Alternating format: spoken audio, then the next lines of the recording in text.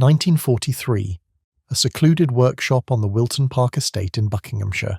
A man the British military officially described as eccentric stood before a table covered with ordinary objects. Boots, buttons, razor blades, playing cards. To anyone walking past, it looked like a jumble sale. But every single item on that table was designed to do one thing: keep downed pilots alive behind enemy lines.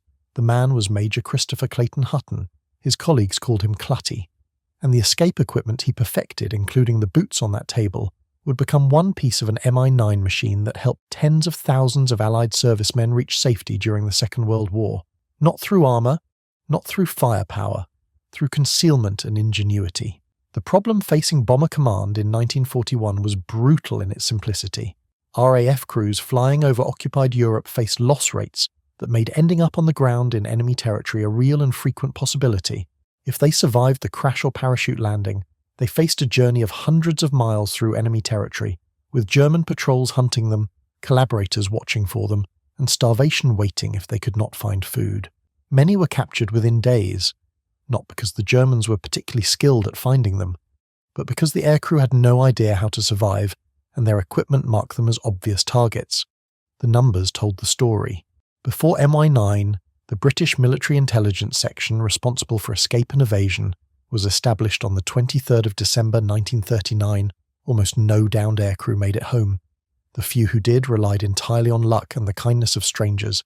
There was no system, no training, no equipment designed specifically for evasion. A pilot who bailed out over France might as well have been dropped naked into the wilderness. Early escape attempts revealed a consistent pattern of failure. Men died of exposure because their flight gear, while excellent at 30,000 feet, made them immediately identifiable on the ground. They died of starvation because they carried no food suitable for extended evasion. They were captured because they had no maps, no compasses, and no way to navigate toward neutral territory. One intelligence officer who studied these failures, Alfred John Evans, identified the three essentials every escaper needed: maps, compasses, and food. The question was how to get these items to aircrew in a form the Germans would never find. This is where Clayton Hutton earned his reputation. Hutton had been recruited to MI9 after proving to the department that he had once challenged Harry Houdini himself to escape from a packing case.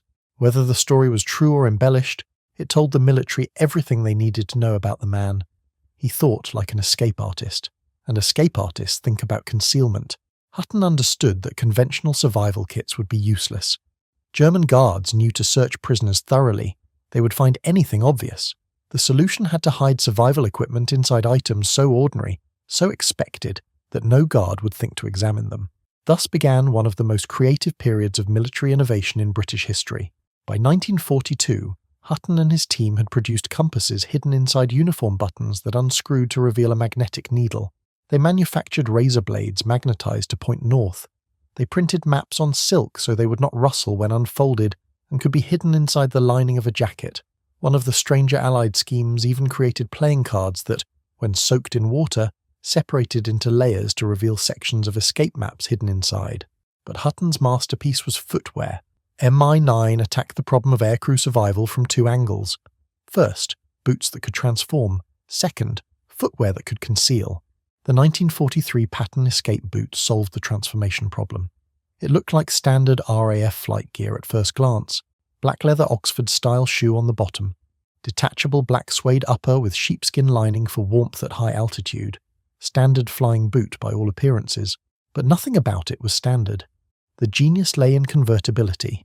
The suede upper section attached to the leather shoe below with zippers and straps. A knife stored in a rectangular patch pocket sewn into the right boot's wool lining allowed the wearer to cut away the sheepskin legging entirely. Once removed, the leggings could be zipped together to form a warm waistcoat, and the leather section below became an ordinary-looking pair of black Oxford shoes. This transformation solved the fundamental problem of evasion. RAF flying boots were instantly recognizable. Any French farmer or Belgian shopkeeper would know immediately that the man wearing them was a downed airman. But a man in plain black shoes and a civilian jacket could pass as a local worker, at least long enough to reach a resistance contact. Separately, MI9 developed footwear variants with hollow heels designed to conceal escape aids. These compartments, built into the stacked leather heels of various boot and shoe designs, could hold folded silk maps showing escape routes to neutral Spain or Switzerland. miniature compasses smaller than a shirt button, foreign currency for bribing or buying food, and concentrated food supplies that could sustain a man through days of walking without resupply. The heel compartments in these variants contained Horlick's malted milk tablets, packed in metal tins marked 24-hour ration as supplied to the Air Ministry. Each standard emergency flying ration, Mark II, contained approximately 42 tablets across 4 sealed packs. A few hundred calories in total, not enough to thrive, but enough to keep walking when the alternative was capture or death. Alongside the Horlick's tablets came something more controversial. Benzodrine sulfate tablets, manufactured by SmithKline and French, were included to combat fatigue during extended evasion. By late 1942, RAF policy had shifted, and benzodrine was authorized for some operations under medical control. Amphetamines would keep exhausted aircrew alert and moving when their bodies wanted to collapse. RAF Medical Officer Roland Winfield championed the drug after observing what he called enhanced determination and aggression in pilots who used it. The third component was halazone water purification tablets, manufactured by Abbott Laboratories. Each tablet contained 0.004 grams of the active compound, enough to purify 1 quart of water. Instructions specified 2 tablets for clear water, 4 for dirty water, with a 30-minute waiting period before consumption.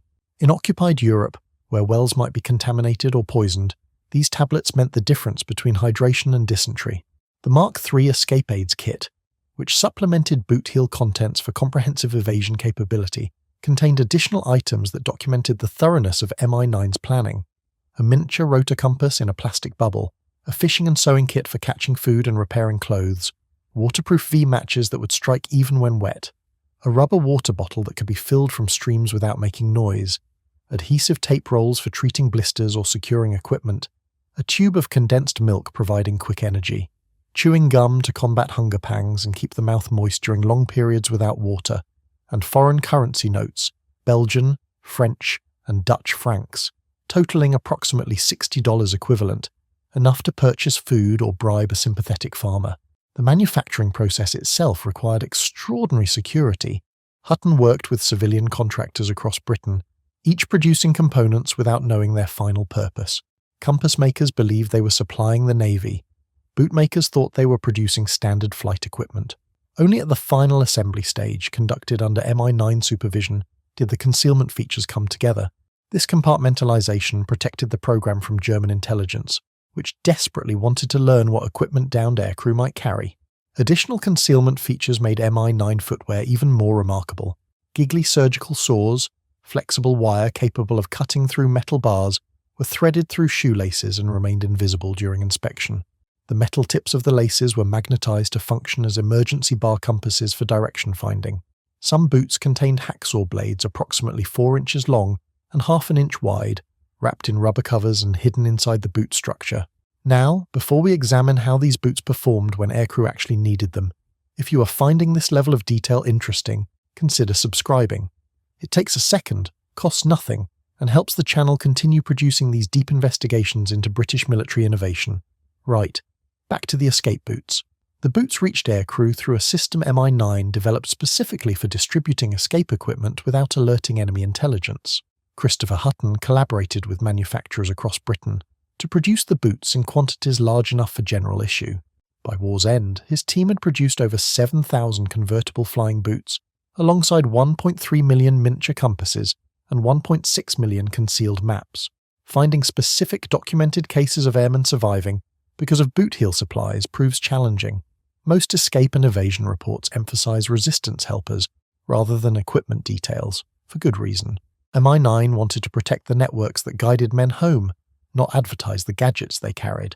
But several testimonies illuminate the equipment's value. Second Lieutenant Tom Applewhite of the United States Army Air Force was shot down over the Netherlands on the 11th of November 1943.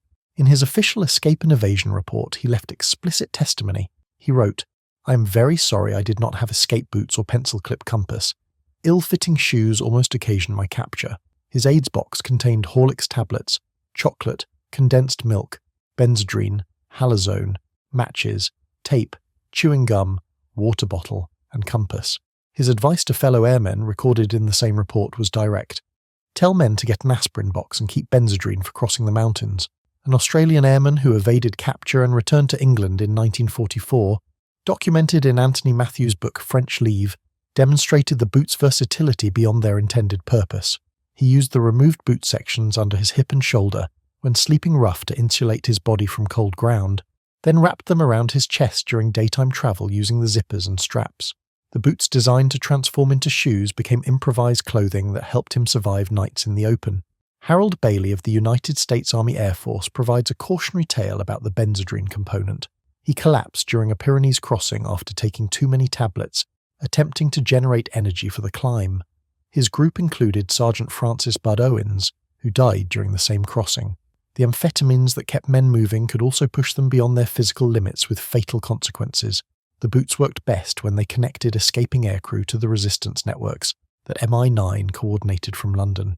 Room 900, the operational section under Airey Neve and James Langley, maintained contact with escape lines stretching from the Netherlands through Belgium and France to the Pyrenees.